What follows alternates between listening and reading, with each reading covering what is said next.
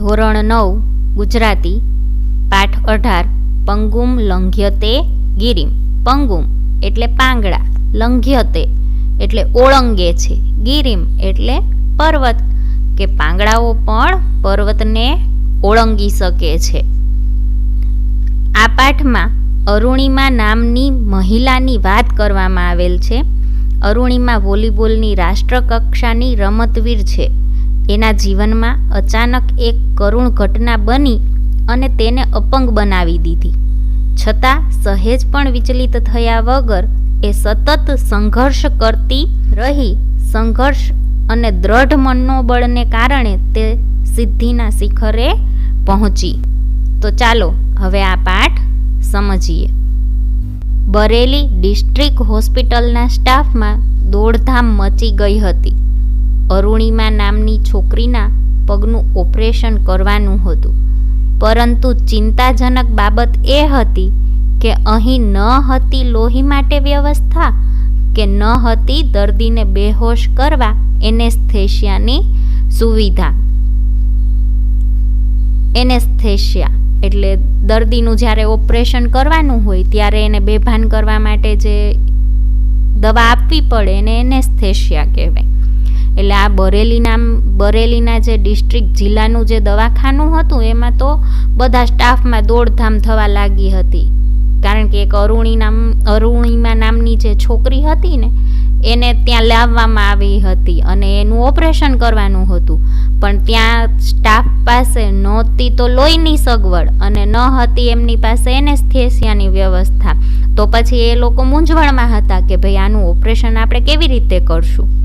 અરુણિમાએ અર્ધભાનાવસ્થામાં આ અંગેની ચર્ચા સાંભળી અને ડૉક્ટરને હિંમતથી કહ્યું, સરજી, મારો પગ કપાયો. હું આખી રાત રેલવે ટ્રેક ઉપર પડી રહી. મેં ભયંકર વેદના સહન કરી. તો હવે તો તમે મારા ભલા માટે મારો પગ કાપશો ને? હું સહન કરી લઈશ.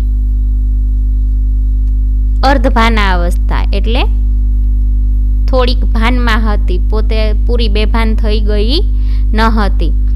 હવે આ અરુણિમા હતી ને, આ ડોક્ટર્સને આ બધા જે ચર્ચાઓ કરતા કે આપણી પાસે નથી તો લોહી કે નથી તો એનેસ્થેશિયા, તો આ સાંભળી અને એ ડૉક્ટરને હિંમતથી કહે છે કે સર, તમે તો મારા ભલા માટે મારો પગ કાપશો ને?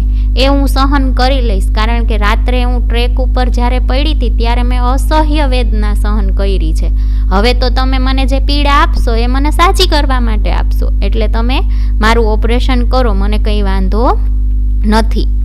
એની અડગતા જોઈને ડૉક્ટર અને નર્સ આભા બની ગયા. આભા એટલે આશ્ચર્યચકિત, કારણ કે એક તો એને એટલી બધી હાલત ખરાબ હતી, છતાં એ કહેતી કે વાંધો નહીં, તમે એનેસ્થેશિયા વગર પણ મારું ઓપરેશન કરી નાખો. આ સાંભળીને તો ડૉક્ટર ને નર્સ ને આ બધા આશ્ચર્યચકિત થઈ ગયા કે આ છોકરી આટલી બધી પીડામાં પણ આટલી બધી હિંમત કેવી રીતે દેખાડી શકે એમ. તેમની માનવતા જાગી ઉઠી. હોસ્પિટલના ડૉક્ટર અને ફાર્માસિસ્ટે રક્તદાન કર્યું અને એનેસ્થેશિયા વિના અરુણિમાના પગનું ઓપરેશન થયું. એટલે આ સાંભળીને તો બધા જે સ્ટાફના વ્યક્તિઓ હતા એમને પણ આમ માનવતા એમની જાગી ગઈ. એમને થયું કે હવે આ છોકરીને આપણે કોઈ પણ ભોગે બચાવવી જ છે. એટલે ત્યાંનો જે સ્ટાફ હતો એ બધાએ મળી અને રક્તદાન કર્યું, એટલે લોહીનું દાન કર્યું અને એનેસ્થેશિયા વગર જ એના પગનું ઓપરેશન કર્યું. ભયંકર વેદનાભરી સ્થિતિમાં તેનો પગ અલગ કરાયો. એ પીડાનું સ્મરણ આજે પણ એના રૂવાડા ઊભા કરી દે છે, કારણ કે એ સમયે તમે જુઓ તો તમને કોઈ પણ પગમાં થોડો ગમતો કાંટો વાગી જાય તોય આપણે કેવી ચીસ કરતા હોય. તો આને તો આખો પગ કપાઈ ગયો હતો ને એમાંય ઓપરેશન વખતે તે એને ખોટો ન કરવામાં આવે અને એમનામ જ જો એનો પગ કાપવામાં આવ્યો હશે તો એને કેટલી પીડા ભોગવવી પડી હશે. એટલે કહે છે કે આ જે અરુણિમા છે ને એને આજ પણ જો એ રાત યાદ આવી જાય ને તો એને એ વાત સાંભળી એ યાદ કરીને જ એના રૂવાડા છે એ ઊભા થઈ જાય છે, કારણ કે ત્યારે એને એટલું અસહ્ય પીડા ભોગવેલ હતી. 2011 એપ્રિલે અરુણિમા CISFમાં જોડાવા માટે ઇન્ટરવ્યૂ આપવા પદ્માવત એક્સપ્રેસમાં લખનૌથી દિલ્હી જઈ રહી હતી. ત્યારે કેટલાક બદમાશોએ એની સોનાની ચેઇન ખેંચવા પ્રયાસ કર્યો. CISF એટલે central institute of security force, કેન્દ્રીય સુરક્ષા બળ સંસ્થા. એટલે પોતે તેમાં જોડાવા માટે ઇન્ટરવ્યૂ આપવા પદ્માવત નામની એક્સપ્રેસ છે એમાં લખનૌથી દિલ્હી જતી હતી. ત્યારે આ ટ્રેનમાં ઘણા બદમાશોએ શું કર્યું કે એની સોનાની ચેઇન ખેંચવાનો પ્રયાસ કર્યો અને લૂંટવાનો પ્રયાસ કર્યો. ડબ્બામાં મુસાફરોની હાજરીમાં આ ઘટના બની, પણ કોઈએ એનો વિરોધ ન કર્યો, કોઈએ એમને અટકાવ્યા નહીં. તો જ્યારે ઘટના બની ત્યારે એ ડબ્બામાં ત્યારે ઘણા બધા મુસાફરો હતા, પણ કોઈએ એમને મદદ કરી નહીં કે બચાવી નહીં, કે બદમાશોને રોક્યા નહીં. વોલીબોલની રાષ્ટ્રકક્ષાની રમતવીર રહેલી અરુણિમાએ સામી લડત આપી. પોતે અરુણિમા છે એ વોલીબોલની રાષ્ટ્રકક્ષાની રમતવીર હતી, એટલે પોતે ખેલાડી હતી. એ ઝઝુમી, પરંતુ એકલી અને અસહાય હોવાથી બદમાશોએ તેને ટ્રેન બહાર ફેંકી દીધી. પણ એની મદદે કોઈ ન આવ્યું. એને તો સામે લડત આપી, પણ એની મદદે કોઈ ન આવ્યું અને બદમાશો સામે એકલી પડી. એટલે બદમાશોએ એને ચાલુ ટ્રેનની બહાર જ ફેંકી દીધી. એના દુર્ભાગ્યે એ જ વખતે સામેથી બીજી ટ્રેન પસાર થઈ અને એના ઉજ્જવળ ભાવિને કચડતી ગઈ. હવે એ દરમિયાન એવું બન્યું કે જ્યારે એને ટ્રેનમાંથી બદમાશોએ બહાર ફેંકી ત્યારે એ જ સમયે સામેથી બીજી ટ્રેન આવતી કે જે એના પગ ઉપરથી જતી રહી.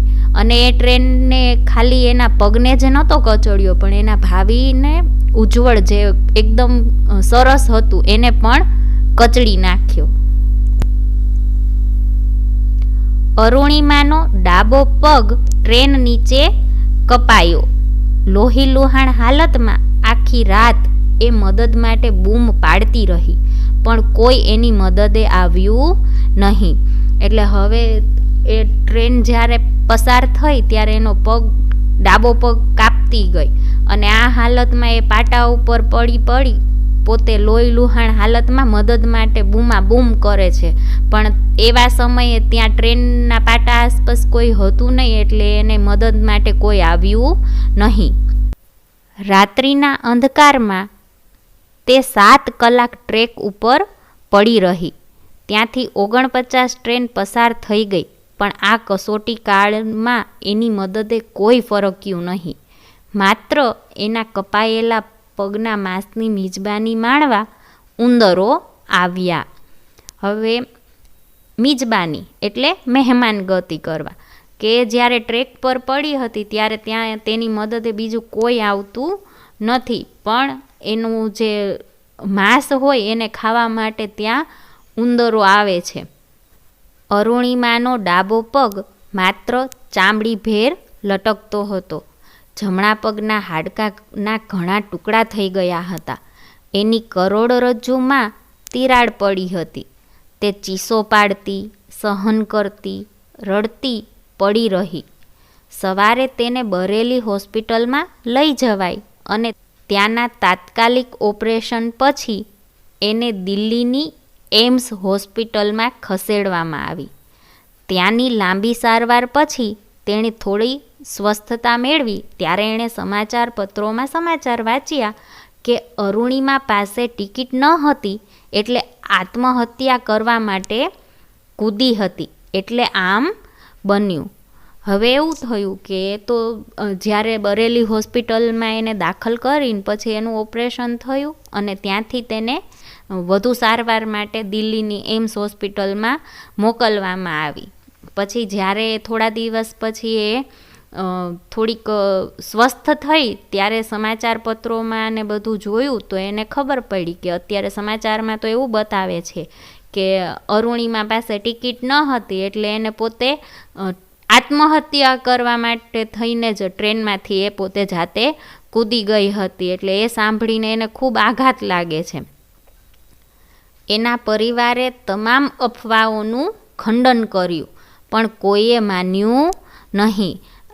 આ વાતનું એના પરિવારવાળા પણ ઘણો વિરોધ કરે છે, પણ ત્યારે કોઈ પણ એમની વાત માનતું નથી. સત્ય તો સમયની એરણે જ ઓળખાય છે. હવે એણે પોતાના જીવનની દિશા બદલવાનું નક્કી કર્યું. એટલે પછી તો આ કોઈ એમની વાત માનતું નથી, એટલે એને તો નક્કી જ કર્યું કે હવે હું મારા કામથી પછી જ એ લોકોને એ વાત મનાવરાવીશ. જहाँ ચાહ વहाँ રાહ. એટલે ત્યારે એને હિન્દીની એ કહેવતને સાર્થક બનાવવાનો પ્રયત્ન કરવાની શરૂઆત કરી કે જ્યાં આપણે ચાહ રાખીએ ત્યાં આપણને આપોઆપ રસ્તો મળી રહેશે. જો આપણે ઈચ્છીએ તે આપણે મેળવીને જ જંપીશું. એ ન્યાયે તેણે હોસ્પિટલની પથારીમાં જ નક્કી કર્યું કે હું પર્વતારોહણ કરીશ. આથી જ એને ત્યાં એ હોસ્પિટલના પથારીમાં પડ્યા જ નક્કી કરી લીધું હતું કે હવે તો હું પર્વતારોહણ કરીશ. લોકોએ એને પાગલ ગણી, કારણ કે પગ વગરના માટે પર્વતારોહણ અશક્ય ગણાય. અરુણિમામાં દ્રઢ સંકલ્પ શક્તિ હતી, પરંતુ પર્વતારોહણ માટે જરૂરી માર્ગદર્શન અને તાલીમ મેળવવા અને એ માટે આર્થિક સહાય મેળવવી એ બે કપરા પ્રશ્નો તેની સામે હતા. લોકોએ એને એનો સંકલ્પ પડતો મૂકવા સમજાવી અને કહ્યું, તારો એક પગ કપાઈ ચૂક્યો છે, બીજામાં રોડ છે, કરોડરજ્જુમાં તિરાડો છે. તું સાજી થાય પછી કોઈક નોકરી કરજે. લોકોને એનું અપંગ શરીર દેખાતું હતું, એનો અડગ આત્મવિશ્વાસ નહીં. અરુણિમાનું અંતર આ દુર્ગમ લક્ષ્ય પામવા પ્રતિબદ્ધ થઈ ચૂક્યું હતું. દુર્ગમ એટલે પામી ન શકાય તેવું. અરુણિમા જ્યારે લોકોને આ વાત કહે છે કે એને તો પર્વતારોહણ કરવું છે, ત્યારે લોકો તો એને પાગલ ગણે છે કે ક્યારેય કોઈ પાંગળું હોય એ કોઈ દિવસ પર્વત ચડી શકે કે જેનો એક પગ નથી અને વળી પર્વત ચડવા જવું એ કેવી રીતે શક્ય બને. પણ અરુણિમાએ દ્રઢ સંકલ્પ કરી લીધો હતો, હવે તો મારે કોઈ પણ ભોગે પર્વતારોહણ તો કરવું જ છે. એટલે એના માટે એના સામે બે પ્રશ્નો અઘરા સામે આવે છે કે એક તો પર્વતારોહણ માટે એને જરૂરી માર્ગદર્શન કોઈ આપે એવું, એને તાલીમ કરાવી શકે એવું મળવું જોઈએ, અને એના માટે આર્થિક સહાય કે પૈસાની સગવડ પણ એમની પાસે હતી નહીં. પણ છતાં એ પોતાનો ઈરાદો મૂકતી નથી. લોકો તો ત્યાં સુધી એને કહે છે કે ભાઈ આ પર્વતારોહણનું પડતું આ તારો ઈરાદો છે એ પડતો મૂકી અને તું કોઈ નોકરી કરવા માંડ તો એ પણ તારા માટે સારું છે, કારણ કે એનો એક પગ તો સાવ કાપી જ નાખવામાં આવ્યો હતો, જ્યારે બીજા પગમાં સર્યો હતો ને કરોડરજ્જુમાં પણ ઘણી બધી તિરાડો આવી ગઈ હતી. એના કારણે આ જે પર્વતારોહણ છે એના માટે દુર્ગમ એટલે અઘરું કઠિન સાબિત થાય તેવું હતું. એટલે એ લક્ષ્યને પામી શકે એવું કોઈને પણ લાગતું ન હતું. અરુણિમાના પરિવારે એને પ્રેમથી સાંભળી અને એના અડગ મનોબળે એને મજબૂત બનાવી. જિંદગીની મુશ્કેલીઓ અને મૂંઝવણો સાથે તે પથારીમાં પડી રહેવા માગતી ન હતી. તે 1985માં એવરેસ્ટ સર કરનાર ભારતીય પ્રથમ મહિલા બચેન્દ્રી પાલ પાસે પહોંચી. તેમણે અરુણિમાના નિશ્ચયની અડગતા જોઈ કહ્યું, એવરેસ્ટ જેવા દુર્ગમ પર્વતના આરોહણ વિશે વિચારીને તે અંતરમાં તો તેને સર કરી જ લીધો છે. માત્ર હવે જગતને બતાવવા ખાતર ત્યાં જઈ ચઢવાનું બાકી છે. બચેન્દ્રી સાથેની મુલાકાતે એનામાં અનેરી હિંમત અને ઉત્સાહ ભરી દીધા. પરંતુ આ ક્ષેત્રમાં અનેક મુશ્કેલીઓ એની વાટ જોતી બેઠી હતી. બચેન્દ્રી પાલ મેડમે એને સમજાવ્યું હતું, અરુણિમા, તારા વિચારથી કે તારા શબ્દોથી તે એવરેસ્ટ સર કરી લીધું છે, પણ તું સાબિત કર કે તું આવા શરીરે એવરેસ્ટ સર કરી શકે છે. અને એ મંડી પડી. પર્વતારોહણની તાલીમ દરમિયાન શરૂઆતમાં પર્વત ચડવા બધા એક સાથે નીકળતા ત્યારે અરુણિમાને સલાહ મળતી, અરે તું ધીમે ધીમે આવ. તે અકળાતી અને વધુ મહેનત કરતી. 8 મહિના બાદ પરિસ્થિતિ બદલાઈ. અરુણિમા હવે સામાન ઉપાડી સૌની સાથે નીકળતી અને સૌથી પહેલી પહોંચતી. લોકો એને પૂછતા, અરુણિમા કહે તો કે તું ખાય છે શું? હવે એવું બન્યું કે પછી તો પોતે દ્રઢ નિશ્ચય કરી અને પર્વતારોહણની પ્રેક્ટિસ શરૂ કરી દે છે. ત્યારે જ્યારે તાલીમ કરવા જાય છે ત્યારે બધા એને એવી સલાહ આપતા, જ્યારે બધા ત્યાંથી સાથે નીકળે તો તું ધીમે ધીમે આવજે, કારણ કે એનો એક પગ તો હતો જ નહીં, કૃત્રિમ પગ હતો. પણ ત્યારે આ લોકો જ્યારે એને એવું કહેતા ને ત્યારે અરુણિમાને બહુ આમ અકળામણ થતું, આમ ગભરાટ થતો. તો એને એમ થતું કેમ મને આ બધા એવી સલાહ આપે છે કે તું ધીમે ધીમે આવ, એ લોકો જઈ શકે તો હું પણ જઈ શકું એમ. અને પછી 8 મહિનામાં તો એ એવું કરતી કે પોતે પોતાનો સામાન ખંભા પર ઉપાડી અને આ બધાની પહેલાં પહોંચી જતી હતી. એટલે બધાને પછી એને મજાકમાં બધા એમને પૂછતા, અરે કે તો ખરી તું ખાય છે શું, તો આટલું બધું તારામાં હિંમત છે. તાલીમ બાદ સ્વપ્નને સાકાર કરવાની, લક્ષ્યને પામવાની ઘડી આવી પહોંચી. એ એવરેસ્ટને આંબવા સજ્જ બની, પરંતુ વિટંબણાઓ ડગલે ને પગલે હતી. પહેલી કસોટી શેરપાને સમજાવવાની આવી. શેરપાએ જાણ્યું કે અરુણિમાનો કૃત્રિમ પગ છે, તો તેણે કહી દીધું કે એ તેને નહીં લઈ જઈ શકે. શેરપાને પોતાની જીવનું જોખમ ખેડવું પડશે એમ વિચારી તે આનાકાની કરતો હતો. ખૂબ સમજાવટને અંતે તે રાજી થયો. બર્ફીલા પહાડો વચ્ચેથી એણે એવરેસ્ટ તરફ પ્રયાણ કર્યું. ત્યારે બીજી કસોટી તેના કૃત્રિમ પગને લીધે થઈ. ચઢાણ ચડતા વારંવાર કૃત્રિમ પગ ફરી જતો, ખસી જતો અને એના પર શરીરનું વજન લેવાતું નહીં, આગળ ચલાતું નહીં. પરંતુ તેણે પ્રયાસ ચાલુ રાખ્યા અને ધીમે ધીમે આગળ વધી. આગળ વધતા આ માર્ગે તેણે અનેક પર્વતારોહકોને મૃત્યુની ચાદર ઓઢી સૂતેલા જોયા. તે કંપી ઉઠી. તેણે મનોમંથન કર્યું અને મૃત સાહસવીરોને મનોમન વચન આપ્યું કે હું તમારા સૌ વતી એવરેસ્ટ સર કરીશ અને જીવતી પાછી આવીશ. તેનું દરેક ડગલું જાણે પડકાર હતો. અનેક પડકારો સામે ઝઝૂમતી અરુણિમા હિલેરી સ્ટેપ પહોંચી. ત્યાંથી એવરેસ્ટ પહોંચાઈ છે. ત્યાં જ શેરપાએ આઘાતજનક વાત કહી કે અરુણિમાનો બોટલનો ઓક્સિજન પૂરો થઈ રહ્યો છે અને તેણે પાછા ફરવું જોઈએ. જિંદગી સલામત હશે તો ફરી પ્રયત્ન કરી શકશે. તેણે પાછું ફરવું જોઈએ. અરુણિમા જુદું જ વિચારતી હતી કે જિંદગીમાં આવી સોનેરી તક ફરી મળતી નથી.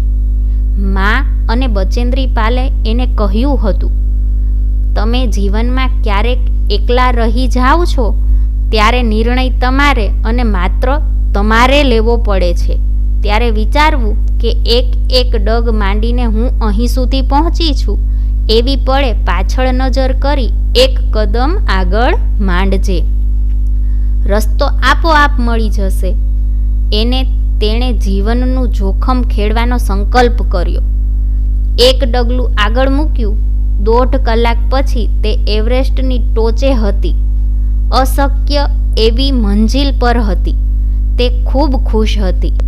આનંદના અતિરેકમાં તે બૂમો પાડીને દુનિયાને બતાવવા માંગતી હતી કે એક વિકલાંગ, એક મધ્યમ વર્ગીય છોકરી ધારે તો શું ન કરી શકે. જીવનની કસોટીઓમાં હારીને બેસી જનારા નિષ્ફળ જનારાઓને એણે કહેવું હતું કે માણસ ખરેખર વિકલાંગ ત્યારે બને છે જ્યારે એ હાર કબૂલી લે છે, પ્રયત્નો છોડી દે છે. વ્યક્તિ શરીરથી નહીં, મનથી વિકલાંગ બને છે. એના પર વિજય મેળવવાનો હોય છે. 11 એપ્રિલ 2011માં અરુણિમાને અકસ્માત થયો હતો અને 21 મે 2013ના દિવસે સવારે 10:55 તેણે એવરેસ્ટ સર કર્યું. કેવી રીતે? મજબૂત મનોબળથી, હિંમતથી, સખત પરિશ્રમથી. એવરેસ્ટ આરોહણને તેણે જીવન ધ્યેય બનાવી દીધું હતું. સફળતા એનું જનૂન બની ચૂક્યું હતું. એવરેસ્ટ ઉપર અરુણિમાએ રાષ્ટ્રધ્વજ સાથે ફોટા પડાવ્યા. શેરપા પાસે વિડીયો શૂટિંગ પણ કરાવ્યું. સમય વીતતો જતો હતો અને એનો ઓક્સિજન પૂરો થઈ રહ્યો હતો. શેરપા તે યાદ કરાવતા ખૂબ ગુસ્સે થતો હતો.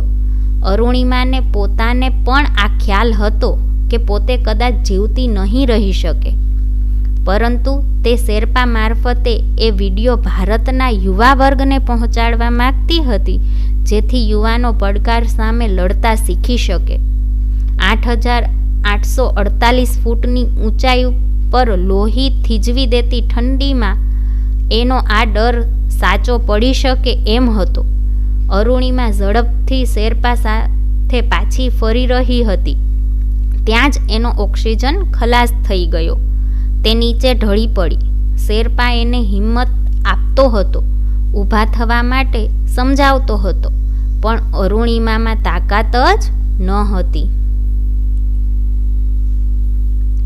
કહેવત છે કે હિંમત તે મર્દા તો મદદે ખુદા. ઈશ્વરીય દુનિયાના નિયમો જુદા હોય છે. તે જ સમયે એક બ્રિટિશ પર્વતારોહક ચડતો હતો. તેની પાસે ઓક્સિજનના 2 બાટલા હતા. હિંમત તે મર્દા તો મદદે ખુદા, એટલે ભગવાન પણ તેઓની મદદ કરે છે જે હિંમતથી કામ લે છે. એટલે જ્યારે આ અરુણિમાનો બરોબર ઓક્સિજનનો સિલિન્ડર પૂરો થવા આવે છે ને, એવા જ સમયે એક બ્રિટિશ પર્વતારોહક હતો. એની પાસે 2 ઓક્સિજનના બાટલા હતા. તેણે એક બાટલો અરુણિમા તરફ ફેંક્યો અને શેરપા લકી લકીની બૂમ પાડતો તે લઈ આવ્યો અને અરુણિમાને 8,848 ફૂટની ઊંચાઈ પર નવજીવન મળ્યું. ખરેખર ભાગ્ય એને જ સાથ દે છે જે પુરુષાર્થ કરે છે, હાર માનતા નથી અને લોખંડી મનોબળથી પરિસ્થિતિ સામે ઝઝૂમે છે. હવે અરુણિમા પરત ફરવા માંડી. ત્યાં જ એનો કૃત્રિમ પગ નીકળી ગયો. તે ઘસડાતી ઉતરતી રહી. કેમ્પ 4 થી સમિટ 3,500 ફૂટના અંતરે છે. જે અંતર કાપતા બીજાને 16-17 કલાક થાય, તે માટે અરુણિમાને 24 કલાક થયા. એના હાથ થીજી ગયા. હાથમાંથી લોહી નીકળવું શરૂ થયું. છતાં પડતી, ઉઠતી, રડતી, ઝઝૂમતી તે નીચે આવી. જેના હેમખેમ પાછા ફરવાની આશા સૌએ છોડી દીધી હતી, તે અરુણિમાને સલામત જોઈ સૌ સાથીઓ ખુશ થઈ ઉઠ્યા અને સૌએ એને અભિનંદન આપ્યા. માનવીએ નદીઓને નાથી છે ને પર્વતોને વિંધ્યા છે, સાગરના પેટાળ ખોળ્યા અને રણને નંદનવન કર્યા છે. હવે આમાં શું કહેવામાં આવ્યું છે કે માણસ જો ધારે તો એ ઘણું બધું કઠિન કામ હોય ને એ સરળતાથી કરી શકે છે. કારણ કે તમે જુઓ તો ઘણા બધા વ્યક્તિઓએ કેવડી મોટી બધી નદીઓ હોય તો એને પણ તરીને પસાર કરેલી છે, પર્વતો વિંધ્યા છે. એટલે માઉન્ટ એવરેસ્ટ છે એ દુનિયાનું સૌથી ઊંચામાં ઊંચું શિખર છે. તો આ શિખર પણ ઘણા બધા મનુષ્યોએ સર કરી લીધું છે. સાગરના પેટાળો એટલે દરિયામાં ઊંડાણમાં જઈને પણ મોતીઓ લઈને આવે છે અને રણને નંદનવન કર્યા એટલે જે વેરાન જમીન હોય એને પણ સરસ લીલી છમ બનાવેલી છે. એટલે માનવી જો ઈચ્છે તો એ કંઈ પણ કરી શકે છે. માનવી ધારે તે પામે છે, પણ ધારવું અને એના માટે ઝઝૂમવું અગત્યનું છે. કે ફક્ત ધારીને બેસી રહેવાથી કંઈ ન થાય, પણ એના માટે એને મહેનત પણ કરવી જોઈએ. અરુણિમાનું જીવન એનું ઉત્તમ ઉદાહરણ છે. એટલે અરુણિમાના જીવન ઉપરથી આપણે સમજી શકીએ, જો એ પગ કપાયો પછી તો એ લાચાર બનીને પણ જીવન જીવી શકે. એને લાચાર બનવું જ ન હતું, પણ એને તો નક્કી કર્યું કે હું આ સ્થિતિમાં પણ સૌથી શ્રેષ્ઠ બનીને દેખાડીશ. અરુણિમાએ એશિયાનું એવરેસ્ટ સર કર્યું, આફ્રિકાનું કિલીમાંજરો અને યુરોપનું એલ્બ્રુસ સર કર્યું છે.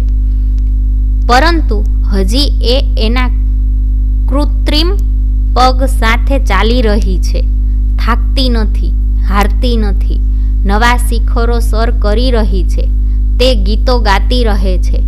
અભી અભી મેને લાંઘા હે સમંદરો કો, અભી તો પૂરા આસમાન બાકી હે.